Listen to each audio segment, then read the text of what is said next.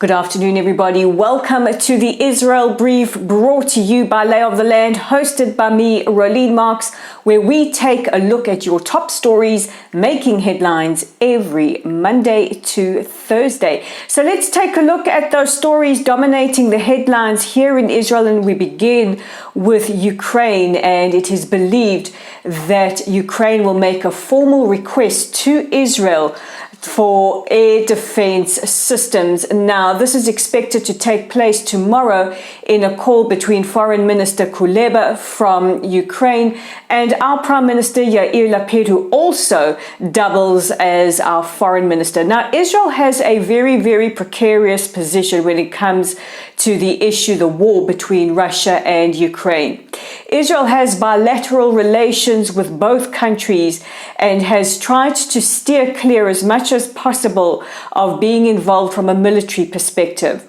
Some people have said Israel is neutral. Israel is not neutral. Israel has condemned Russia's invasion, also saying that we will not recognize any Russian annexation of Ukrainian sovereign territory. However, Israel has sent an extraordinary amount of humanitarian aid to Ukraine. Now, we are very, very, very careful how we position ourselves here, because we have two massive Jewish communities in both countries and bilateral relations with both countries. We also, as I've spoken about numerous times on this broadcast, have a Russian military on our northern border stationed in Syria.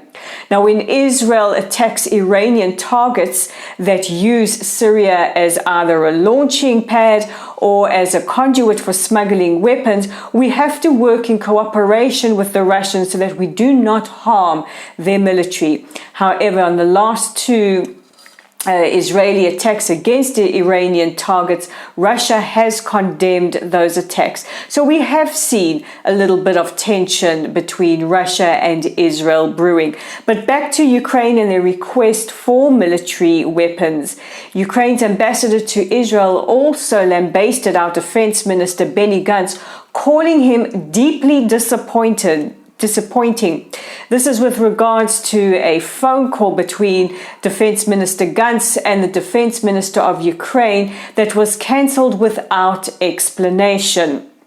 However, the Prime Minister is scheduled to speak to the Iranian Foreign Minister tomorrow.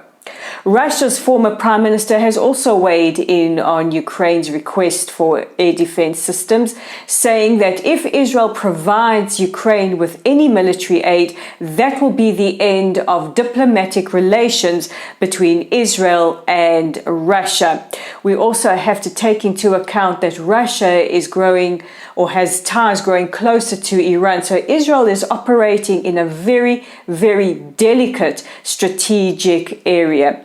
Meanwhile, just a short while ago, Defense Minister Benny Gantz, speaking to a conference, said that Israel will not be giving Ukraine any air defense systems. However, we will be more than happy to provide a smart warning system for any incoming missiles and projectiles.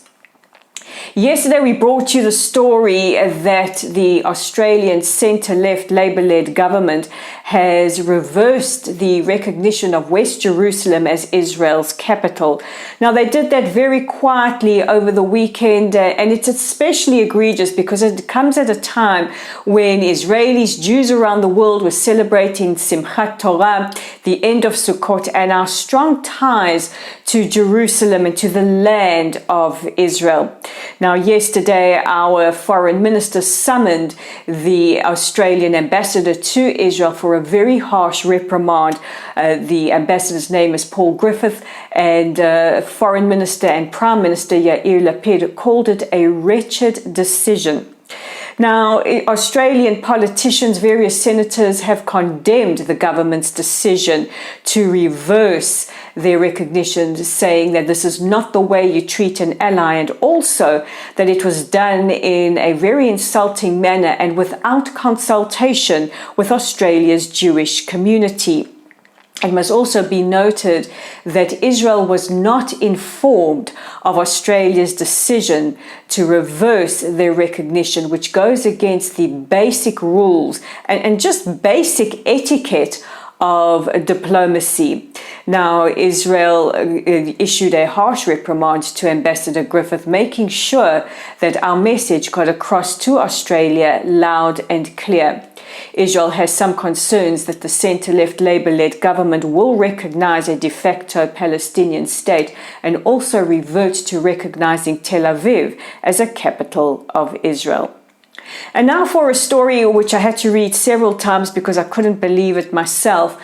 But I24 News, which is one of Israel's English, French and Arabic broadcasting networks, has an exclusive story that, according to an Afghan source, hundreds of Taliban members, including top officials, would like to establish what they call confidential ties with Jerusalem or the state of Israel. They are hoping that this will eventually lead to bilateral ties.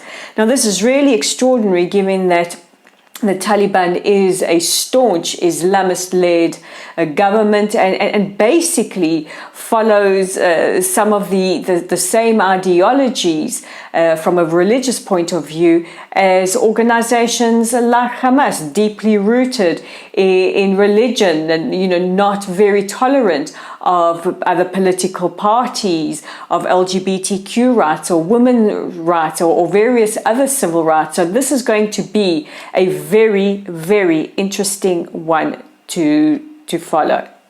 And our final story is bittersweet. Last week we brought you the story of 21-year-old Staff Sergeant Ido Baruch, who was murdered when a terrorist driving past an area he was securing for a march in Shavei Shomron shot him. He died of his wounds later in hospital, and the group responsible for that attack was the newly formed Lion's Den.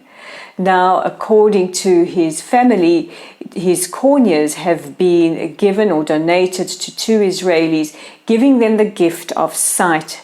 Ido's mother said that this is in line with what he would want his legacy to be, and she believes that a part of him is still living in these two people that he has so greatly helped. Our prayers, our thoughts are with the Baruch family, and may his memory eternally be blessed.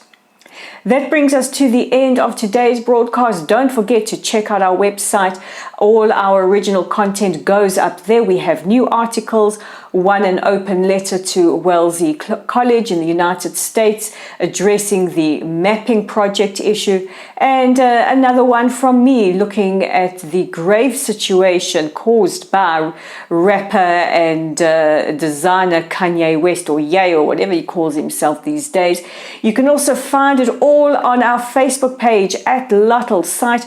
If you haven't already given us a like or a follow, please do so. Join our community. Our YouTube channel is at The Israel Brief. You guys know what to do. Click on that like, that share, and that subscribe button. And of course, we're on Twitter at Lay of the Land 5. All you have to do is follow us there. And all you have to do again is join me again tomorrow as I bring you the latest edition of The Israel Brief. I'm Rolene Marks. And don't forget to join me for your top stories.